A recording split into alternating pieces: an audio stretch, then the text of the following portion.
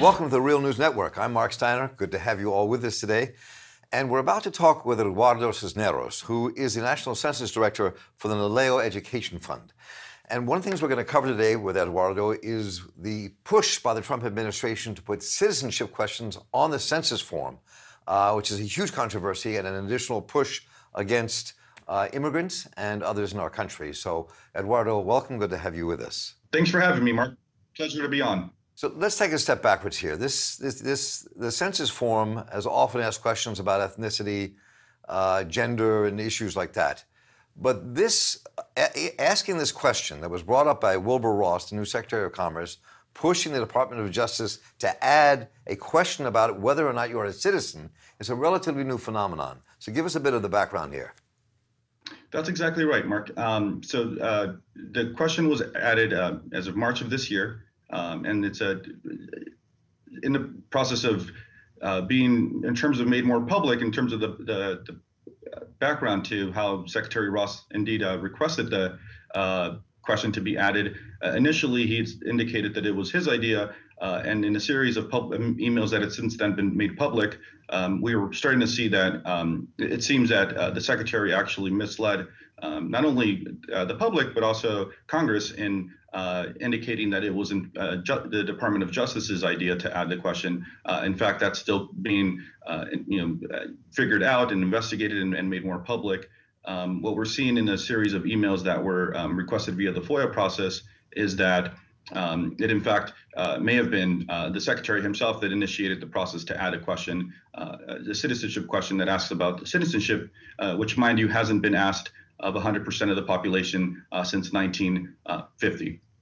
And now it comes up, of course, when we're in the midst of the Trump administration pushing for a wall to be built, with families being arrested and separated and detained in compounds in this country. And all that's coming at the same time this is coming about. And there were memos that were released that I understand that show that President Trump may have known about this beforehand, that Steve Bannon had a hand in it. And that this is and also this could cost the country a great deal more money, to put it in that way, if this is put through. So tell me where it is now. Yep, that's exactly right, Mark. So in fact, it is folks, there's a perception in the public, particularly amongst Latinos and immigrants, that this administration has taken several anti-immigrant positions, and Latinos and immigrants in many ways feel under attack by this administration. There's a heightened sense of fear of disclosing information in general, given this time of security breaches and data breaches online, not only amongst Latinos but across the country. There's definitely a sense that, and we're seeing that this is going to suppress Latino counts in many states and across the country. An inaccurate count is going to be expensive.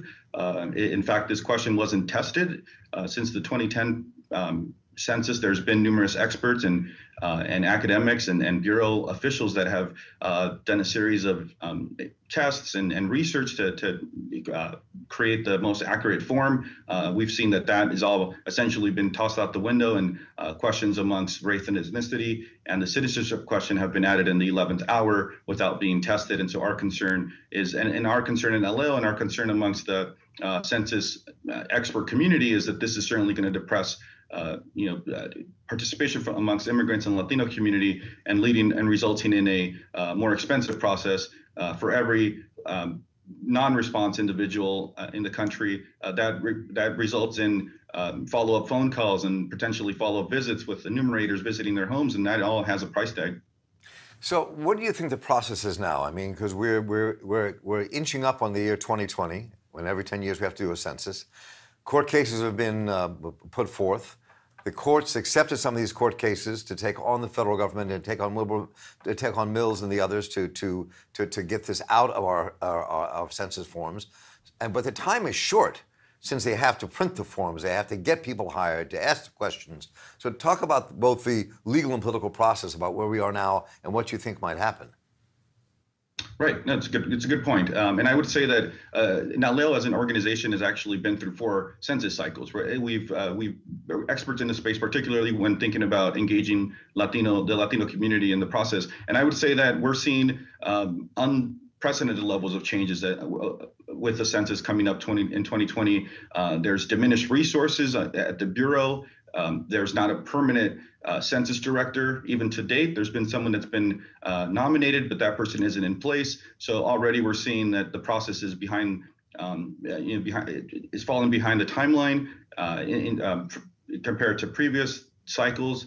We're also seeing that this year is going to be the first census that's going to be done entirely online, or folks' initial response is going to be encouraged to participate via the online process, and that is new to folks. And so that's going to be a change that's going to be it's going to require a pretty significant educational campaign. A lot of the outreach programs at the Census Bureau are either on the chopping block or have been eliminated, so that certainly isn't going to help.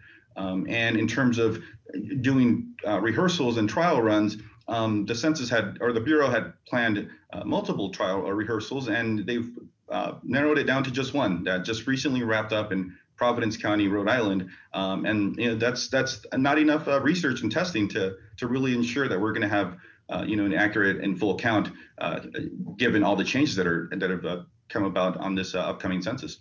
When I asked the question originally, I mistakenly said Mills when I meant Ross. I get my Wilburs mixed up. But getting back to the hard point of this, I'm curious where you think this could end up. I mean, could this court battle actually delay the census? And where you think it's going to be? I mean, because this clearly is a push being made to dampen Latino turnout when it comes to talking to the census and registering for the census and having the right numbers in America. So where do you think this ends up that way?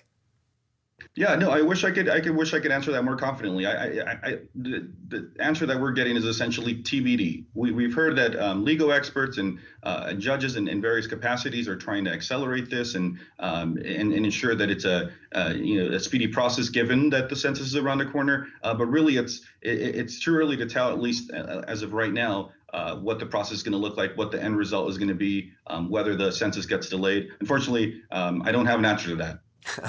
I didn't expect you to have a crystal ball, but I mean, this is going to be kind of clearly fought out in the courts, and I wonder what the community responses should be. I mean, are there pushes politically being made to make sure this is not part of the census? Right. Thank you. And great point. And it's a very timely question. There is currently a nationwide full-fledged campaign to encourage folks, community members, experts, nonprofit organization leaders, and others, and elected officials to submit public comments via the Federal Register notice, which is currently underway. It closes on Tuesday, August 7th. But